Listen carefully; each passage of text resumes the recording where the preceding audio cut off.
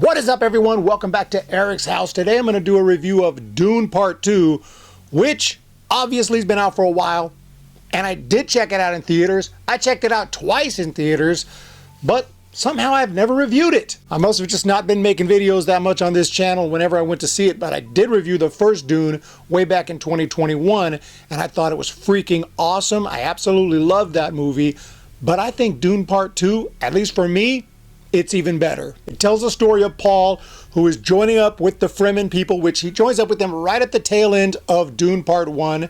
And what I love about this movie, it just segues right into it. It's clearly the same filmmaker. Clearly there's a plan, and I know this is pre-written material. I mean, it's based off of the book, and there was another movie made called Dune from the 80s, but I mean, he didn't change a whole lot. He didn't make it so that it's jarring, like to go into this one from the first, which you see a lot of times. No, like this is a perfect segue into Part 2, where Paul joins up with the Fremen people, and there's this big question mark on whether or not he's the chosen one. Are the prophecies true, or is it a bunch of bullshit? And of course, he gets very close to Chani, who he meets at the tail end of the first movie as well. We see her in his dreams. We see her face a lot in the first movie, and then right at the end, we actually see her for real briefly. She plays a huge role in this movie, obviously. Now, right off the bat with some positives, which pretty much all I got are positives. From a technical standpoint, holy shit. I mean, the first one too, don't get it twisted, but I thought it was even better here as far as the visuals, as far as the sound, as far as just the special effects, as far as how big this movie feels. It's like they took every single penny and utilized it in the best way. I mean, I've seen movies with the same budget, $190 million, $200 million budget, and they look like crap. And I'm like, what am I looking at? Oh, it's probably because they reshot a million things. They just don't know what they're doing. The studio makes them go shoot stuff again. And so a lot of money's wasted, right? They don't know what they're doing. Here, it feels like Denis Villeneuve knew exactly what he was doing, and they spent every single penny appropriately so that it's all on screen there. The sound is just so powerful. The music is so well done. And the visuals are absolutely mind-blowing. But I thought the story was a little more simple. Now, I'm not saying the story was complex in the first one, but just getting to know this world in the first one, it takes some time. And I felt a little bit more lost watching the first one as opposed to this one. I felt it was very simple to follow for the most part. The only thing is some of the character names gets a little confusing. There's a lot of names, and then they get a second name to make things a little more tougher, but you can pretty much figure out who's who. Not that big a deal, but that's, I will say, you know, sometimes like, who's that? Wait, which one's that? I mean, you know, trying to learn these characters and learn this world, but so far through 2 movies, I'm in love with this world, and I really hope that a third one gets made, and I know that he hopes to do that, and I certainly hope it happens. But back to this movie, in addition to the amazing effects and everything and a great story, the acting was absolutely brilliant, and I loved to see Paul's transformation as he kind of grows into a leader that he kind of has to be, and has to really come out of his shell in a way to get people to believe that he is the one, and he has to really break out of his kind of more timid personality, and he does it in an amazing way because he has no choice. So just watching that character's evolution is just absolutely amazing, and I really loved that. Also, big shout out to the actress who plays Chani. I think it's Zendaya. She was absolutely fantastic in the role, and just the expressions on her face kind of tell you everything you need to know, even when she doesn't even speak, which is just, she's just phenomenal. She's a phenomenal actress, perfect for the part. And also Javier Bardem in the role of Stilgar. He is so vital to this movie to keep it a little bit light. He says a few things that he's not like, it's not out of character or it's not anything jarring as far as when they take it to a little comedic level. It fits with the movie. They find ways to find some dialogue and some lines and just the way he behaves to bring some laughter into it, and it's much needed.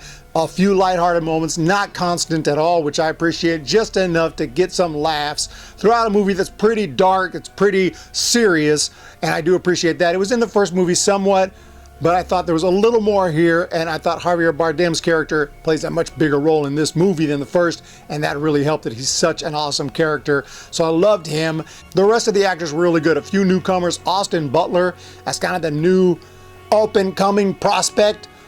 And if Paul ain't gonna work out, this guy is gonna work out. The problem is he's a complete sociopath. He is amazing in the role, mesmerizing, absolutely fantastic. And then there's a few other actors. Josh Brolin plays a key character in this movie and he's really good.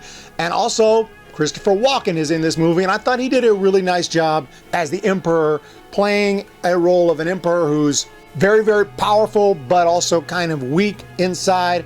I thought he was really good in that role. I think the entire cast was just fantastic. So I was pretty much hooked to this movie almost the entire runtime. There are some really awesome action sequences. It's not constant action, but when there is, it's really good. There's some good hand-to-hand combat, some really awesome fights, just enough that keeps you going without feeling like it's some kind of Marvel just action CGI spectacle. No, no, no. It doesn't feel like that. You're getting a real story, real world building, and just enough action to make it exciting. When you start to maybe feel things are getting a little dull, boom, something's gonna happen to snap you right back into it. I thought the film had a really nice conclusion. There's a little bit dangling for another film, but it pretty much wrapped things up a lot more so than the first. One criticism I had of the first movie, if I remember right, was it just kind of ended. I'm pretty sure I said that in my review. It was like, ooh, no, we need more.